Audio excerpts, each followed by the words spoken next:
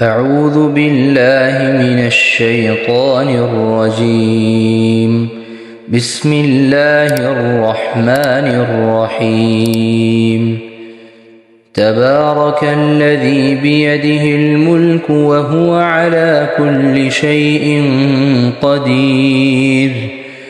الذي خلق الموت والحياة ليبلوكم أيكم أحسن عملا وهو العزيز الغفور.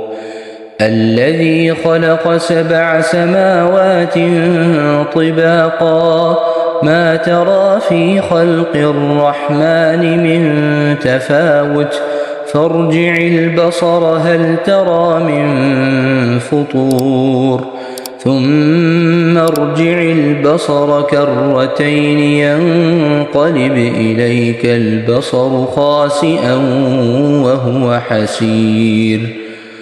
ولقد زينا السماء الدنيا بمصابيح وجعلناها رجوما للشياطين وأعتدنا لهم عذاب السعير. وللذين كفروا بربهم عذاب جهنم وبئس المصير. إذا ألقوا فيها سمعوا لها شهيقا وهي تفور تكاد تميز من الغيظ كلما ألقي فيها فوج سألهم خزنتها ألم يأتكم نذير؟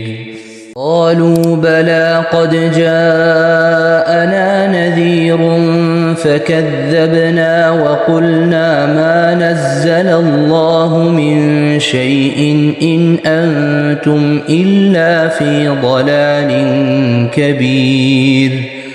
وقالوا لو كنا نسمع أو نعقل ما كنا في أصحاب السعير فاعترفوا بذنبهم فسحقا لأصحاب السعير.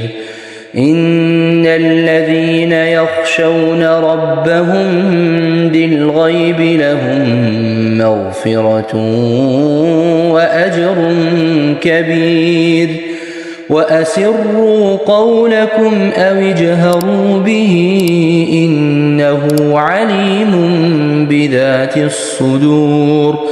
ألا يعلم من خلق وهو اللطيف الخبير. هو الذي جعل لكم الأرض ذلولا فامشوا في مناكبها وكلوا من رزقه وإليه النشور. أأمنتم من في السماء أن يخسف بكم الأرض فإذا هي تمور أم أمنتم من في السماء أن يرسل عليكم حاصبا فستعلمون كيف نذير. ولقد كذب الذين من قبلهم فكيف كان نكير.